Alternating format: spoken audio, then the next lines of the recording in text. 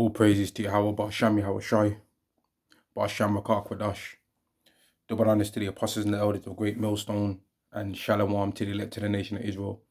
This is going to be a video on this book here, and I've had this book for quite a long time, but I never really read or did any lessons from this book. I've had this book a few years now, and it was given to me as a gift by somebody when they found out that I was trying to get into the scriptures, and it was their old book, but they gave it to me, man. And I'm just going to read something that I've known was in this book for a long time, but I never really read past this bit, because we've got our own teachers, right? We've got our own teachers that teach us the scriptures, but now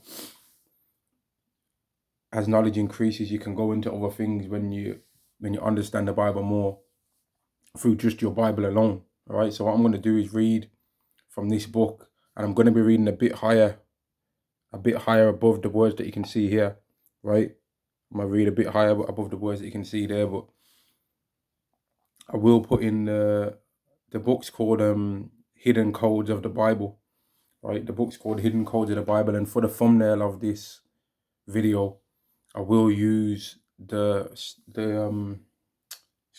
use the cover of this book for the thumbnail so that people can see what the book is, right? But I'm just going to read what it says, and I'm going to read, like I said, a little bit above here, and then I'm going to ignore this paragraph here and start reading from here where it says the three, and then, the Freemasons, I'm gonna read from that bit. So it says, above that it says, the Charagma of the beast has recently been viewed as something engraved on the skin, such as a barcode. Now I'm going to start reading from here. All right, it says, the Freemasons.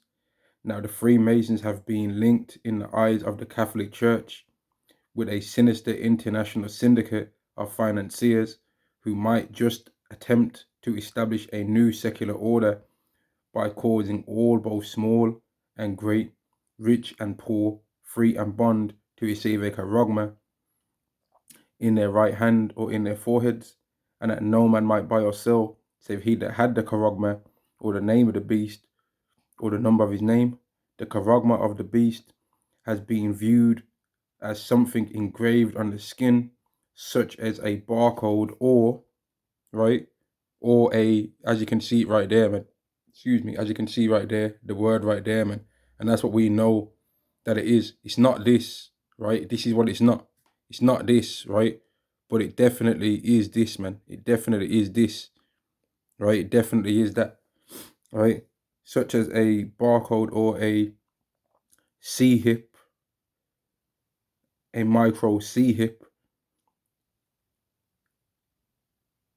implanted subcutaneously, although in the first few centuries after the death of Hamashiach Yahweh Shai, the charagma was equated with the image of, and then it goes on here to say with the image of the emperor's head stamped on coins throughout the Roman Empire, without which commerce was impossible.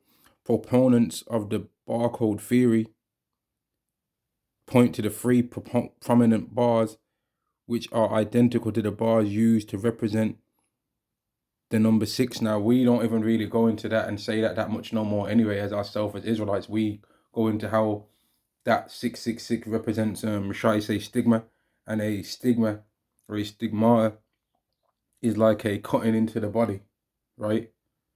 Or some kind of branding, right? Let me carry on reading. Proponents of the barcode theory point to the three prominent bars, which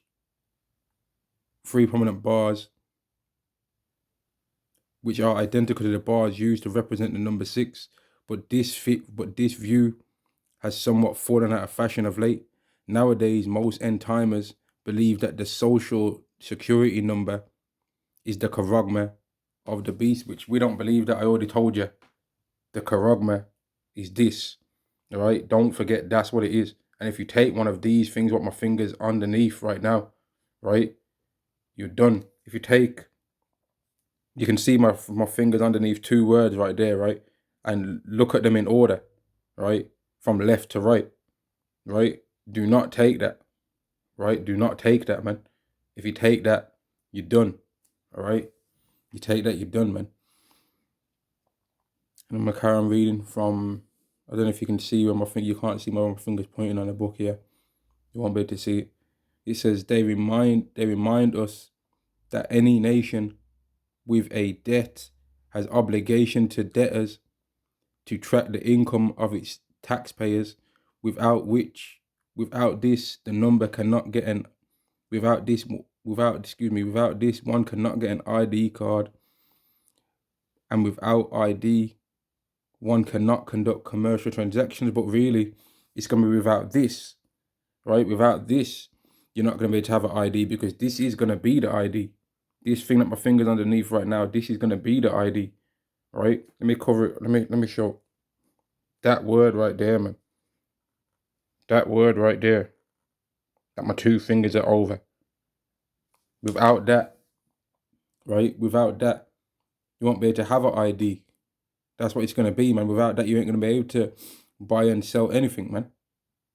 That's what it is, all right? And I think I've made my point, man. I'm going to end the lesson there. All praises to Yahweh, Ba'Shem, Yahweh Shai, Ba'Shem, Rakah Kodash. Double honors to the apostles and the elders of Great Millstone, and Shalom to the nation of Israel. Shalom.